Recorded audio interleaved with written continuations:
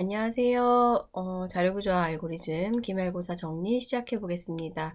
자, 스택은요, 탑 위치에서만 원소를 삭제할 수 있고요. 마지막에 삽입한 원소는 가장 먼저 삭제가 되는 후입 선출 구조를 가지고 있습니다. 그래서 last in, first out이라고 해서 리포라고도 하죠.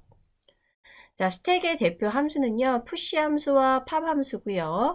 푸시는 삽입 연산에 사용되는 함수고, 팝 함수는 삭제 연산에 사용되는 함수입니다.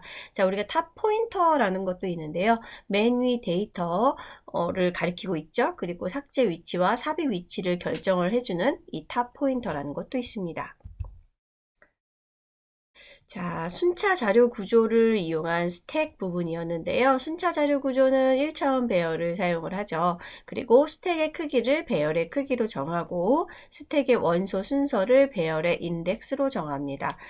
변수 탑은요. 공백 상태일 때는 탑이 -1 값을 가지고 있고요. 그리고 포화 상태에 있을 때는 탑이 n-1 값을 가지고 있습니다. 자, 연결 자료 구조를 이용한 스택인데요. 스택의 원소는 연결 리스트의 노드가 되고 스택의 원소를 삽입할 때마다 연결 리스트에 노드를 하나씩 연결을 해 줍니다. 스택 원소의 순서는 연결 리스트의 로드의 링크를 사용해서 표현을 해 주고요. 포인터 탑은 스택의 탑을 표현하기 위해 사용됩니다. 그리고 공백 상태는 탑은 널이라고 표현을 해주죠. 자, 스택을 이용한 역순 문자열 만들기가 있었어요. 이거 한번 기억 잘 해보시기 바랍니다.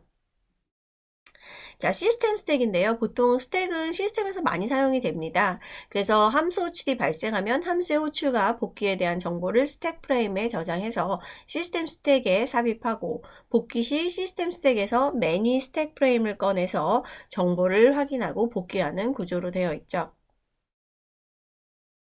자, 수식의 괄호상 검사도 할 수 있는데요. 수식은 가장 마지막에 열린 괄호를 가장 먼저 닫아주어야 하는 후입 선출 구조이므로 스택을 이용해서 괄호상 검사를 할 수 있습니다. 수식을 왼쪽에서 오른쪽으로 하나씩 읽으면서 왼쪽 괄호를 만나면 푸시를 해주면 되고요. 오른쪽 괄호를 만나면 팝을 해서 이전에 푸시한 괄호와 같은 종류인지 확인할 수 있습니다. 괄호가 같은 종류면 올바른 수식이고요. 다른 종류면 잘못된 수식입니다. 수식에 대한 검사가 모두 끝났을 때 스택은 공백 스택이 되고요. 수식이 끝났어도 스택이 공백이 되지 않으면 괄호의 개수가 잘못된 수식입니다. 자, 수식의 표기법, 전위 표기법, 중위 표기법, 후위 표기법이 있었죠. 자, 후위 표기법을 우리가 많이 사용을 하는데요. 컴퓨터 내부에서는 수식을 처리하는데 가장 효율적인 방법이 후위 표기법이다. 후위 표기법을 사용하면 괄호나 연산자 순서를 따로 처리하지 않고 왼쪽에서 오른쪽으로 표기된 순서대로 처리할 수 있죠. 자, 사용자가 컴퓨터에 중위 표기법 형태의 수식을 입력하면 컴퓨터 내부에서는 효율적인 처리를 위해 스택을 사용하여 입력된 수식을 후위 표기법으로 변환을 합니다. 자, Q가 있었죠. 스택이랑 비슷하지만 Q는 뒤에서 삽입만 하고 앞에서는 삭제만 할 수 있는 구조입니다. 그래서 first in, first out 구조인 FIFO 구조를 가지고 있죠.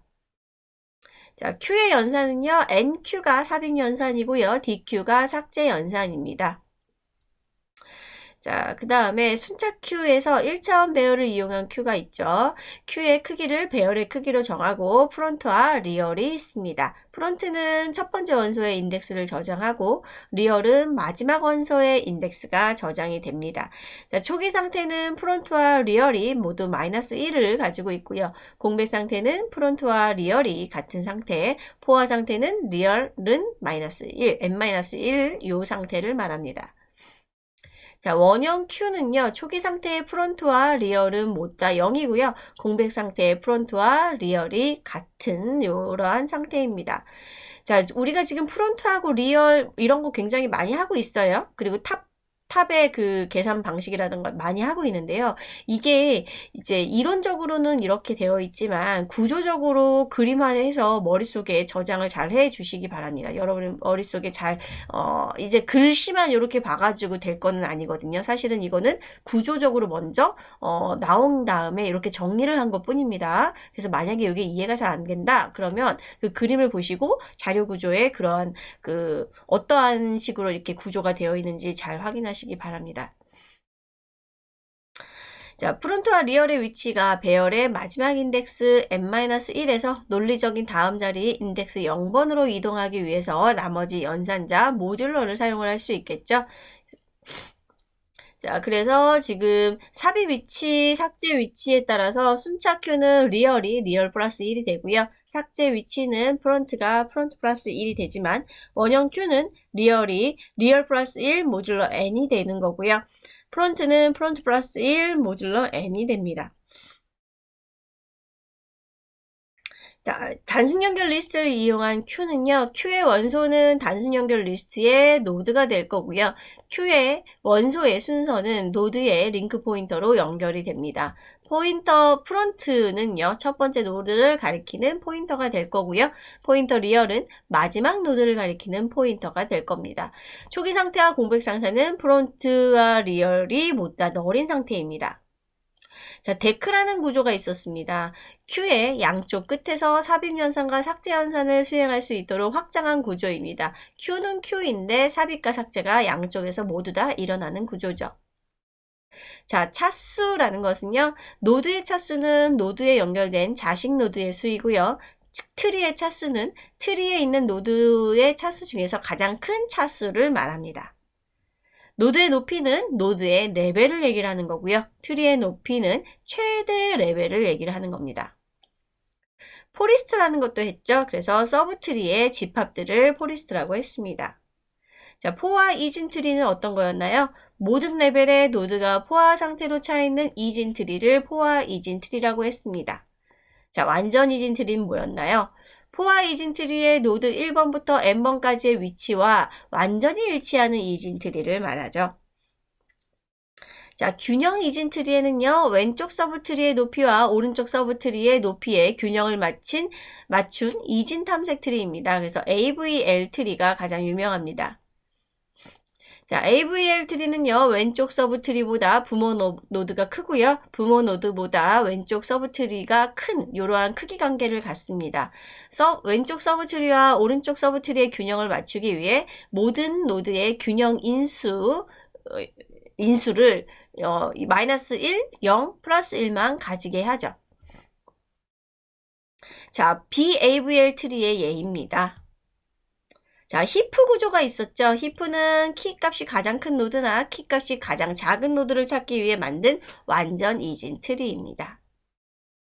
자, 이진 트리가 순회하는 이유. 자, 리스트 스택 큐 등과 같은 선형 자료 구조는 1대1 관계로 연결되기 때문에 순회 연산을 별도로 작성할 필요가 없지만 이진 트리는 1대2의 비선형 계층 구조이므로 현재 노드를 처리한 후에 어떤 노드를 처리할지 결정하는 기준을 정해놓은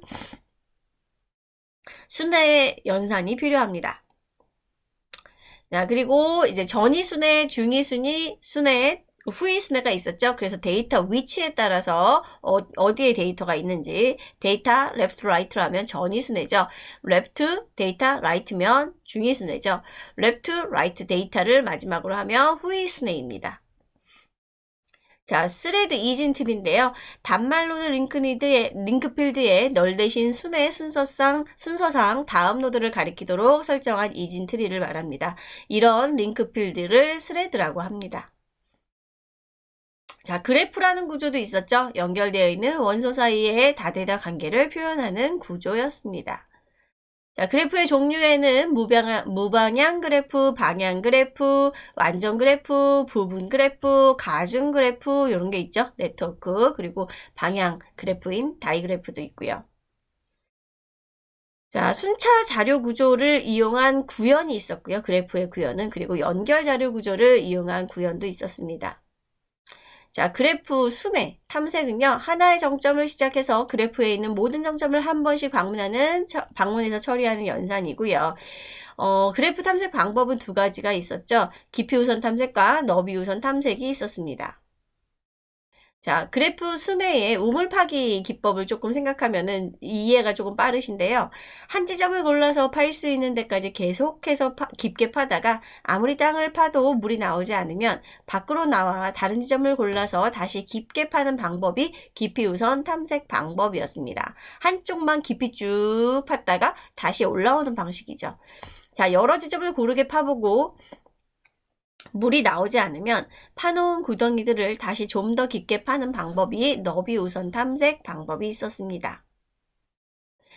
자, 깊이 우선 탐색의 순회의 자료 구조는요, 가장 마지막에 만났던 갈림길 간선의 정점으로 가장 먼저 되돌아가서 다시 깊이 우선 탐색을 반복해야 하므로 후입 선출 구조의 스택이 많이 사용이 됩니다.